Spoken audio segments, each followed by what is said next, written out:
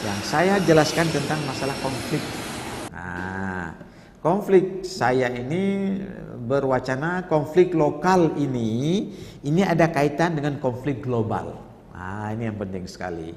Sehingga pada Bapak Presiden George Bush ini depan Pak SBY saya sampaikan bahwa masa nanti dan Bapak, maka kesimpulan saya di ujung, Bapak Presiden yang terhormat, kalau dapat di bawah kewenangan Bapak, selama Bapak ini hendaknya dapat menghentikan konflik, akar konflik terutama di negeri Islam yang terdapat di Palestina sebagai konflik global, ya kan? Karena konflik itu telah memberi inspirasi paling kurang atau bahkan sebahagiannya legitimasi kepada daerah-daerah tertentu untuk membuat konflik, karena sebagai angkara murka mereka ingin membalas konflik itu. Ada 5 menit saya bicara, ya kan? Sampai beliau itu menyebut, thank you sir, you are very articulate. Dia terus dia komentar langsung sekali. Sampai kemudian waktu makan, waktu menonton tari ini kan, tari Aceh, tari Saman itu, dia tunjuk pada saya, you dance this? Oh yes, sure I can. Terus waktu itu berkunjung ke Alwi Shihab, saya kan sahabatnya, saya sekelas dengan Pak Alwi Shihab lah, ya kan, sempat berguru ya sama-sama. Jadi datang Gus Dur, jadi kami bicara-bicara duduklah. Jadi ada saya, ya Gus Dur, ada satu sekarang Dr. Zamri Abdul Qadir, sekarang Menteri Besar Perak. Dr. Zamri Abdul Qadir dia itu jadi pernah menteri di Perak ya. Ada Pak Umar Shihab, abangnya Quraish Shihab, abangnya Pak Alwi Shihab. Kami bicara tentang bagaimana, dan ini saya kagum pada beliau itu, keingat semua jabatan-jabatan orang-orang di militer dia sebut waktu itu. Waduh gitu. Jadi masalah tentang Indonesia, bagaimana Indonesia lebih aman, lebih nyaman, bagaimana lebih baik ke depan. Sebelum jumpa Pak Jokowi itu, apa yang beliau itu ingat? Yang penting sekali dengan beliau itu masalah akselerasi pembangunan. Padahal Pak JK kan suka orang ceplas-ceplos. Begitu dia komentar saya kan ceplas-ceplos. Padahal ketika kami itu bersama itu, mereka itu cocok, kami cocok. Alhamdulillah Pak. Yang penting apapun perbedaan Bapak jangan nampak ke kami.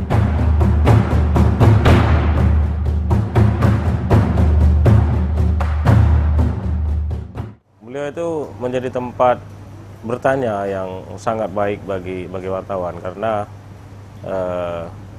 komentar-komentar maupun pendapat-pendapat beliau itu sangat sejuk dan sangat menjaga tidak bias, sehingga sangat layak untuk menjadi referensi bagi wartawan sebagai narasumber yang sangat kompeten. Pandangan beliau soal konflik, saya rasa dari dulu beliau selalu ingin Aceh dapat merajut damai dan selalu mencari celah ataupun jalan di dalam perundingan-perundingan, dan itu selalu menarik perhatian dari para jurnalis untuk mengambil komentar-komentar dan pendapat beliau. Beliau itu kalau pada masanya itu bisa menjadi pengamat untuk segala sisi, jadi bisa pengamat sosial, politik, keamanan, dan ekonomi, bahkan juga bisa menjadi pengamat, karena pada saat itu memang krisis narasumber di Aceh dan tidak ada orang yang berani pada masa konflik ya, tidak ada orang yang berani berbicara secara terbuka dan langsung, tapi beliau sangat berani.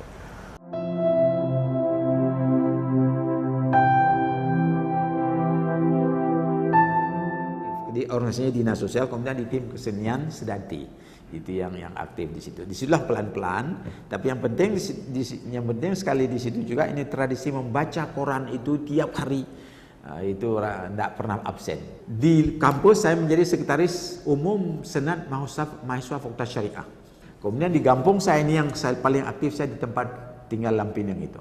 Sejak tahun 66 saya sudah ikut terlibat di menasah mengajar ngaji anak-anak. Kemudian di pemuda, kemudian pembangunan masjid, kemudian sampai akhirnya jabatan tertinggi saya di sana sekretaris Gampung di masyarakat Indonesia. Saya mendirikan organisasi namanya Permias Philadelphia. Persatuan Mahasiswa Indonesia Amerika Serikat di Philadelphia. Kebetulan tahun 85 kami mendirikan itu.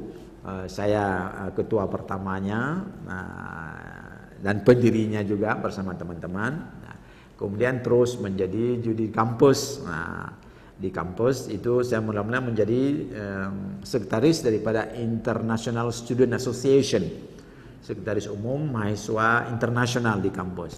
Ya, kemudian terus saya diangkat menjadi presiden Muslim Student Association of Temple University Chapter. Jadi presiden MSI lah. Jadi aktif, jadi baik di Philadelphia atau sekitarnya dan berdakwah-dakwah. Kemudian juga saya ini dinobatkan menjadi residen imam daripada Makkah Masjid Philadelphia. Ini yang sudah tanggung jawab berat karena di sana itu imam masjid juga seperti mufti. Kita menikahkan, kalau ada perceraian, kalau ada apa-apa, settle, kemudian juga kapan hari puasa, kita jadi community leader lah di sana itu, bertahan bersama orang-orang Afro-American. Organisasi itu penting sekali, tempat pengkaderan, ya kan? Pengkaderan itu harus dimulai organisasi. Dia karena ada sistem yang jalan. Misalnya di kampus, senat, itu kan sebenarnya itu menjadi kader. Maka tidak boleh main-main di situ, tidak boleh yang tidak baik ya. Tapi bahwa bagaimana kita ini menjadi mitra lembaga. Prof. Yusni itu saat ini jadi salah satu badan pendiri MATA, Masyarakat Transparansi Aceh. Nah, selama badan pendiri di MATA, beliau sering datang diskusi ke kantor, sering kita undang kalau acara-acara di luar, dan selalu memberikan semangat, selalu memberikan motivasi. Nah, sampai-sampai beliau juga selalu yang sering mengatakan kepada saya, dan selalu saya ingat bahwa tolong dipertahankan terhadap integritas, kejujuran dalam menjalankan kerja-kerja anti korupsi. Pak Yusni Sabi itu gure saya sebenarnya. Bukan hanya saya, tapi saya pikir gure buat banyak orang, termasuk kawan-kawan perempuan. Bahkan bukan hanya ketika kita undang misalnya menjadi narasumber, kita undang menjadi penulis beliau datang. Ketika diundang menjadi peserta pun, beliau tetap datang. Nah, ini yang luar biasa. Padahal beliau itu orang yang sangat senior, sangat sibuk, profesor, tapi rasanya selalu punya waktu. Dan yang paling menyejukkan adalah sambutannya ini, yang saya nggak akan pernah bisa lupa ketika kita assalamualaikum, terus beliau bilang gini, wah ini para muhajidah datang. Terus kita semua, Pak, kami muhajidah? Iya. Orang yang berjuang di jalan agama itu muhajidin, dan laki dan perempuan itu muhajidah. Kalian tuh berjuang untuk memperjuangkan hak-hak perempuan. Sebagai pribadi saya mengenal beliau sebagai orang yang sangat pintar untuk menumbuhkan kepercayaan diri anak muda gitu. Beliau sering mengatakan ke saya, misal Fadil, bumi ini sangat luas. Kamu jangan hanya dari Banda Aceh ke Usmawiyah, kamu harus ke kemana-mana. Kamu harus bisa bahasa Inggris, kamu harus ke Amerika, kamu harus ke Eropa dan sebagainya. Dan beliau mengatakan bahasa adalah salah satu kunci untuk agar kita bisa kemana-mana. Dan beliau selalu memotivasi saya untuk jangan pernah takut. Dan satu lagi beliau katakan, jangan pernah takut untuk hal yang benar. Ketika itu benar, jangan pernah takut untuk apapun. Allah selalu ada untuk membantu kita.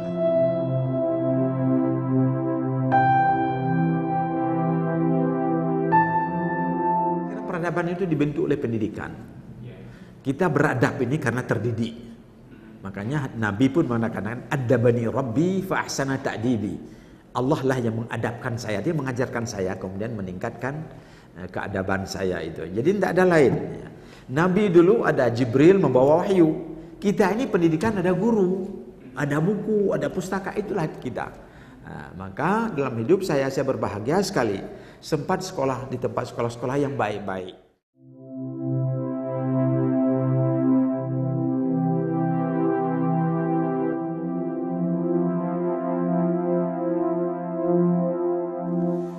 Saya melihat secara keilmuan Prof. Yusni Sabi ini salah satu dari guru kita yang sangat qualified. Dari sanad keilmuan saya tahu beliau tersambung langsung dengan Ismail Al-Faruqi, seorang cendekiawan muslim besar di abad kita.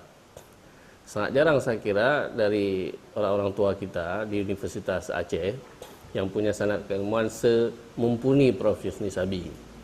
Nah, beliau ini bukan hanya memiliki keilmuan yang sangat kuat, tetapi kebijaksanaan yang sangat menonjol dalam menyampaikan segala sesuatu. Sehingga saya sendiri kadang-kadang tidak menemukan banyak teori dari penjelasan Prof. Yusni ketika beliau berbicara di depan publik, tetapi kita segera melihat kualitas teoritik beliau itu ketika kita duduk di ruang-ruang akademik yang sangat serius. Sampai-sampai beliau sebagai mantan rektor UIN Araniri, itu beliau tidak merasa sebagai pernah menjadi rektor, jadi semacam bunuh diri kelas untuk bisa berada di semua tempat, untuk mendorong gerakan perubahan sosial ini supaya terbangun sebuah tatanan yang lebih adil.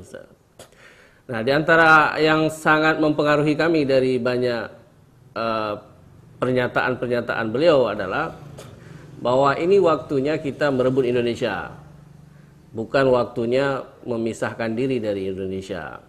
Nah, merebut Indonesia bisa dalam arti yang sangat luas, tidak selalu melulu merebut kekuasaan politik. Bagaimana wacana Aceh itu mempengaruhi pikiran orang-orang?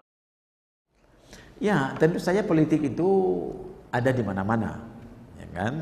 Kalau Anda pernah baca sebuah buku, Everything is Politics, but politik is not everything. Ah, ini harus dibaca. Nah, kalau politik sudah memusuhi, itu bukan politik lagi, itu sudah permusuhan. Politik bukan musuh, politik adalah mencari mitra. War is failure in diplomacy. Nah, jadi begitu. Seharusnya itu diplomasi lah. Kalau kita orang yang arif, yang bijak, yang berilmu, yang punya hati nurani, tidak akan pernah membuat perang, tapi berdiplomasi. Diplomasi itu bisa bertahap-tahap, bisa bertahun-tahun. Nah, begitu. Secara personal, saya mempunyai hubungan khusus yang tidak khusus dengan beliau. Saya termasuk pemimpin mahasiswa yang pernah kontra dan kontra langsung dengan beliau. Alhamdulillah dalam perjalanan proses waktu kemudian selesai dengan pendekatan humanis dan persuasif yang dilakukan beliau. Bagi saya, Profesor Yusni Sabi adalah mutiara Aceh yang ada saat ini. Beliau bukan hanya tokoh Aceh, tapi tokoh dunia. Beliau adalah tokoh Darussalam yang berani membelah badai dan menerjang ombak. Beliau tokoh yang tidak bisa dikotomi dengan ulama kampus ataupun ulama daerah. Beliau adalah tokoh Aceh dan ulama Aceh. Bagi saya, Profesor Yusni Sabi adalah tokoh auf klarungnya IAIN Araniri. Di tangan beliaulah cikal bakal IAIN ini melangkah ke tangga yang lebih tinggi, yaitu Universitas Islam Negeri. Beliau mampu meyakinkan presiden pada saat itu, yang kemudian karena proses administrasi dan proses kelembagaan negara baru terrealisasi di periode rektor selanjutnya. Jujur secara pribadi saya teringat, saya punya gerbong rekan-rekan mahasiswa yang pernah kontra dengan beliau, tapi di satu hari ada kawan saya, tidak etis saya sebutkan namanya, tidak punya uang untuk membayar kuliah, dikomunikasikan dengan beliau, dan beliau membantu. Ini bukti beliau seorang negarawan, seorang akademisi sejati yang tidak pernah melakukan hal-hal yang tidak lazim. Pak Yusni Sabi bukan berarti orang yang tidak berani melawan perbedaan. Justru beliau lah orang yang berani melakukan perbedaan atas nama hal kebenaran. Profesor Yusni Sabi salah satu profesor intelektual yang mempunyai sikap rendah hati dan tidak punya dendam dan amarah. Ini terlihat ketika beliau mengayomi rekan-rekan mahasiswa dari Forbemaf kala itu pernah melakukan aksi demonstrasi besar-besaran dan melumpuhkan kampus pada saat beliau menjadi rektor, bahkan berupaya menggagalkan Dies Natalis pada saat beliau menjabat rektor. Tapi beliau mengayomi, beliau mengatakan bahwa mahasiswa ini anak-anak saya. Mereka bergerak, berjuang untuk kampus, bukan ingin menjatuhkan saya, tapi untuk perubahan kampus UIN secara fundamental.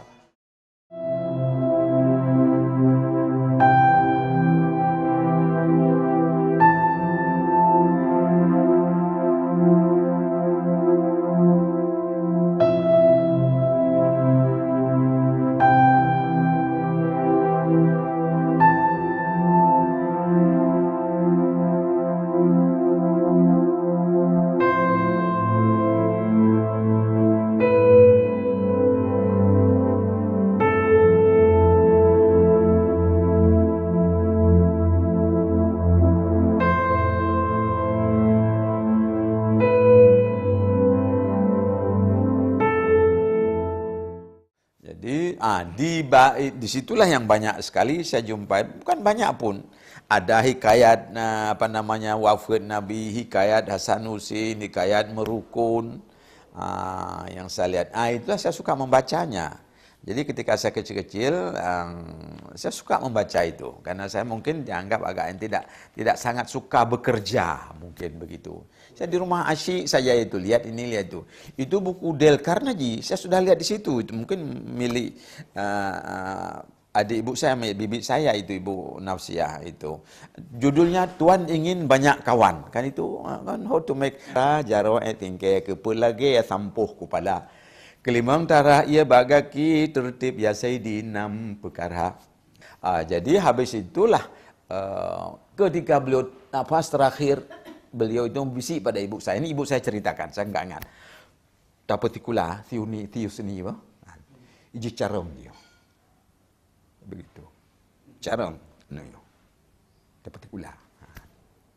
Jadi ke Amerika juga ini satu perjuangan berat. Sebenarnya saya ini mendapat kesempatan untuk pertama ke Mesir.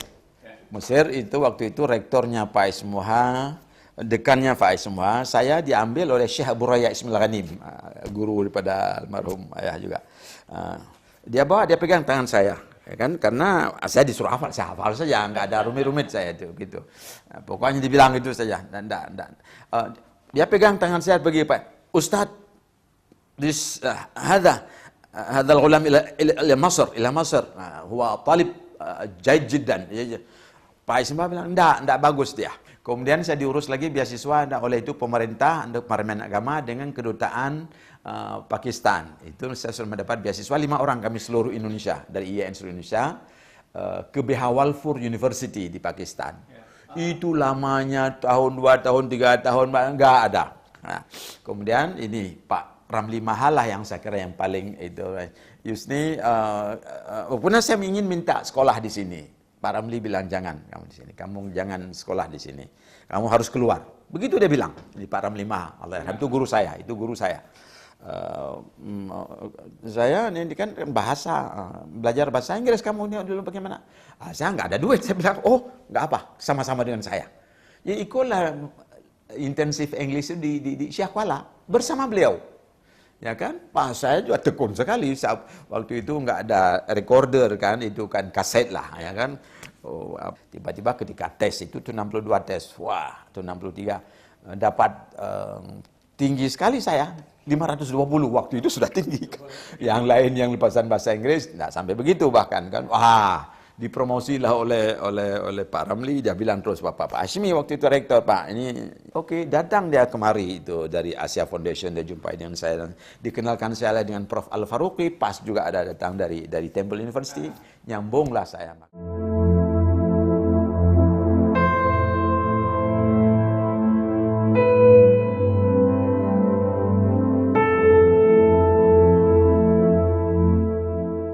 Jadi adalah lebih kurang 7 tahun kami istilah berkenalan berteman. Beliau sebagai pengurus pemuda, saya juga begitu. Saya di bahagian keputrian, ketua keputrian lah ceritanya ya. Sedangkan Bapak bahagian apa kita katakan pengajar, guru. Jadi memang selalu jumpa saat-saat ada pertemuan. Karena kami setiap Jumat malam ada pengajian pemuda. Jadi orang tua tidak ikut, pemuda.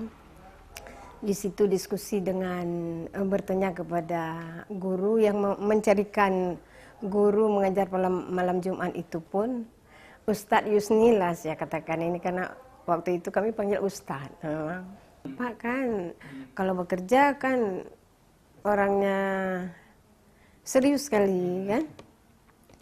Ya, kadang-kadang jadi memberikan motivasi untuk anak-anak, untuk semua lah kami di sini kan. Beliau banyak sekali membaca. Inilah tempat duduknya. Ini duduknya ini tidak boleh kita gantikan. Maunya kan kepingin biar duduknya enak kan. Ini yang paling enak katanya. Nah, ini enak sekali saya duduk di sini membaca, dicari buku ini, dicari mana-mana, cari mau baca. Tidak ada yang lain. Nanti kalau ada waktu senggang, apakah pagi-pagi, itu baru dah lihat keluar, lihat kan halamannya.